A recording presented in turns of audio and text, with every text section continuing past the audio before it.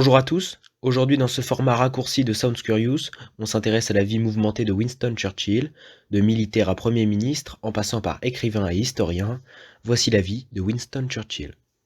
C'est le 30 novembre 1874 dans le Woodstock, une forêt royale britannique de l'Oxfordshire, qui sera inscrite au patrimoine de l'UNESCO quelques années après sa mort, que naît Winston. Il est le fils de Randolph Churchill et de Jenny Jerome, issu d'une famille britannique noble. Dans son enfance, il obtient des résultats modestes à l'école et son père décide de lui faire une carrière militaire. Il rejoint la Harrow School dans laquelle il prépare le concours de l'entrée à l'Académie royale de Sandhurst. Il échoue 2 fois à cet examen et finit par le réussir en se classant pour la 3e fois 92e sur 100. C'est dans ces années-là qu'on lui décrète un défaut d'élocution qui ne l'empêchera pas d'effectuer de grands discours et de faire carrière en politique. Churchill se sert de son passage dans l'armée pour faire connaître ses écrits de guerre qui lui valent de nombreuses critiques. Il effectue ensuite entre 1896 et 1898 des missions en Inde britannique ou encore dans la région du Moyen-Orient où il décrit les combats et évoque le sort des populations locales dans un langage extrêmement violent. En 1899, pendant la guerre des Boers en Afrique du Sud, il est fait prisonnier et réussit ensuite à s'échapper. Après cet acte, Churchill reçoit un commandement avec lequel il s'illustrera en libérant d'autres prisonniers. C'est seulement un an après qu'il se représente pour le siège d'Oldham, au nord de Manchester. Grâce à sa notoriété et celle de sa famille, il y est élu député pour le Parti conservateur, un parti que l'on pourrait placer à droite sur l'échiquier politique. Néanmoins, Churchill ne se retrouve pas du tout au sein des conservateurs, qui adoptent une politique protectionniste visant à favoriser les intérêts nationaux. Celui que l'on surnomme le Vieux Lion s'attaque aux lois protectionnistes et promeut une politique de libre-échange. Remarqué par le Parti libéral, il quitte les conservateurs pour rejoindre les libéraux.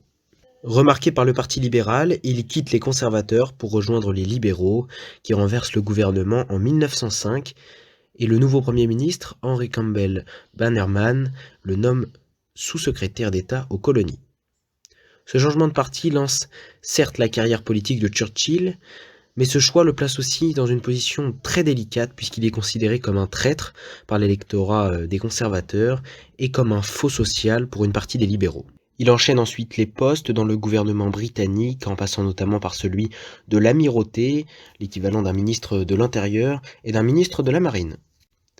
Pendant la Première Guerre mondiale, il est chargé de préparer la bataille des Dardanelles, une partie de la mer Égée située entre la Turquie et la Grèce, une bataille qui oppose les Ottomans aux Britanniques alliés aux Français. L'échec de cette bataille, qui a causé 50 000 morts, est reproché à Churchill, qui est contraint de démissionner. Il se retire de la vie politique. Sa femme, Clémentine Churchill, le dira d'ailleurs plus tard, les Dardanelles l'ont hanté pour le restant de ses jours. Quand il a quitté l'amirauté, il se croyait fini. La période d'entre-deux-guerres lui permet un retour au Parti conservateur. Cependant, il n'y joue pas un rôle très influent, il se consacre à la rédaction d'ouvrages historiques et journalistiques, en publiant des ouvrages sur les colonies britanniques dont il a été le ministre, ou encore des portraits comme celui de Ramsay MacDonald, Premier ministre à 2 reprises. S'il est isolé par le Parti conservateur dans cette période d'entre-deux-guerres, il reste un excellent conseiller pour le gouvernement et pour le parti. Il reste aussi un leader alternatif. Il est tout d'abord renommé à son poste de la Première Guerre mondiale de premier lord de l'amirauté.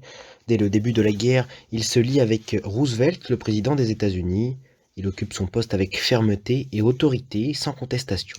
Cependant, au Parlement, les divisions se font entendre sur la capacité de Neville Chamberlain à diriger le pays en temps de guerre, et Churchill accède au pouvoir le 10 mai 1940 et devient le Premier ministre de Grande-Bretagne.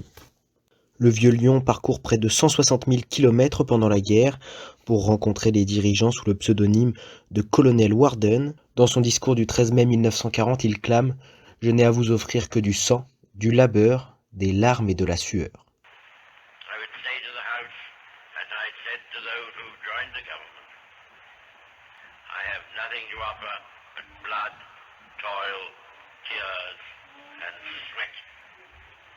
Il galvanise les Britanniques avec ses discours et montre une forme de résilience et de résistance pour les Britanniques. Ayant une vaste expérience militaire, il participe à l'élaboration des principales opérations des forces alliées, comme BRKM, El Alamein ou encore Stalingrad. Il s'oppose au maréchal Pétain et aux négociations avec Hitler. Souhaitant écarter le général de Gaulle, en qui il voit un futur dictateur, il abandonne l'idée. Il fait par ailleurs le nécessaire pour qu'après la guerre, la France devienne la 5e puissance du Conseil de sécurité de l'ONU. Rapidement après la guerre, les travaillistes battent Churchill qui démissionne fin juillet 1945. Sa femme se réjouit de sa défaite, mais celui-ci en est plutôt malheureux et se plonge dans la peinture. Il retrouve son poste en 1950. Dans ce mandat, il se consacre à la conservation de l'empire colonial britannique, dont il ne veut pas se séparer. Pour cela, il utilise l'armée en Malaisie, au Kenya. Néanmoins, l'armée britannique subit de lourdes défaites, symbole de la fin d'une domination coloniale. Churchill finit son mandat officiellement en 1955, même si de par ses problèmes de santé, il a déjà été mis à l'écart de la vie politique à laquelle il s'accroche. Il reste néanmoins député jusqu'en 1964, avant de mourir en janvier 1965. Churchill, c'est un enfant peu brillant, un mal aimé par ses parents, dont ses débuts militaires et politiques sont chaotiques. Il est la figure d'une détermination, d'une ambition, personnage controversé toute sa vie pour ses décisions politiques. Il est l'emblème de la résistance britannique pendant la Seconde Guerre mondiale. Journaliste, peintre, historien, politique et militaire, Winston Churchill a usé de toutes les cordes à son arc pour servir son peuple, même lorsque celui-ci ne voulait plus de lui. Merci de nous avoir écoutés. N'hésitez pas à vous abonner, commenter et partager ce podcast.